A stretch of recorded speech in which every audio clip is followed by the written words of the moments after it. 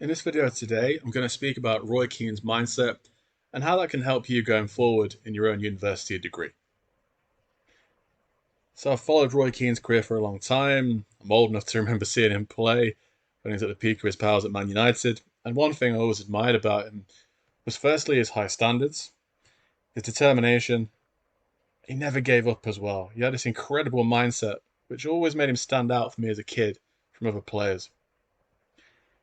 If you're a bit younger, you might just know him as the pundit who's a little bit grumpy for his outbursts, but he was some player. You don't have to go on YouTube to see this. And starting off at Cobh Ramblers as a teenager, getting a great move to Nottingham Forest, and then the real big move to Manchester United, where he had the best years of his career, and then he finished it off with a league title at Celtic as well. So a decorated career, but in the early days, it wasn't always easy for Roy Keane. At the age of 14, he was rejected by the Irish schoolboys because, quite simply, he was too small to make it, according to one of the coaches. He then, at a very young age, was sending letters to every single football league team in England. So, 92 letters he sent to different teams. One of those letters came back from Nottingham Forest, his future club, but at that time, he wasn't quite so successful. The closest he got was Brighton Hove Albion, who offered him a trial, but cancelled it the night before. He left school, so now he's 16, 17. He needs to earn money.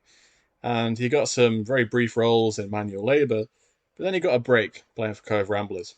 But then he got an even bigger break when at the age of 18, he was very quickly scouted by one of the teams that he wrote to, Nottingham Forest, and he finally got his move to go over to England. So to sum that up about Roy Keane, the early days, it wasn't a smooth journey. People think about Roy Keane as a player, they think about the Man United era, they think about the Champions League, Premier League titles, but it was very hard for Roy Keane to get there. But he wasn't afraid to ask. I mentioned already, 14, 15, can you imagine writing 92 letters, each team in the Football League? At a young age, he wasn't afraid to ask. But he sees his opportunity. It's one thing to ask someone, but to actually go and get the opportunity, take it with both hands, and be successful, like he was at Nottingham Forest, earned his big move to Manchester United. So this is all football, but for you as a student, how does this relate? Well, as a graduate, it's going to be hard. I don't want to rain on your parade. Some people do go straight into that dream career and it works well.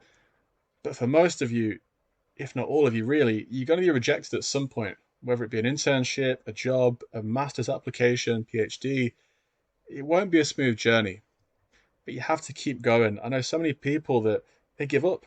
They go for 2 or 3 applications when they graduate, it doesn't go their way, and think, well, this is never going to happen for me.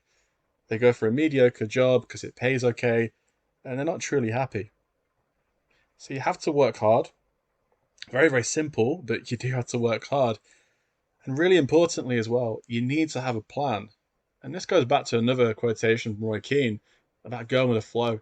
You can't go with the flow. You're in an environment which is so, so competitive. If you're not willing to work hard and plan your future, someone else will, and they're going to overtake you and take away the opportunities that you want. I've said this before, do the simple things well. I'll say this so many times across different videos. Do the simple things well.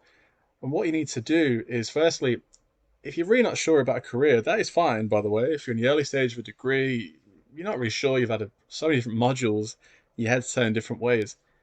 Think about it though. Don't just bury your head in the sand to the end of the degree. Do think about it. Think about what makes you tick. One example is prospects.ac.uk. And what you can do is do a questionnaire where you can essentially find out, based on your interests, your skill set, where does that put you in terms of a career? Secondly, speak to your lecturers. That's what they're there for. It's not just to teach the modules, they're also there for your employability to get the best out of you. They should really care about your future as well.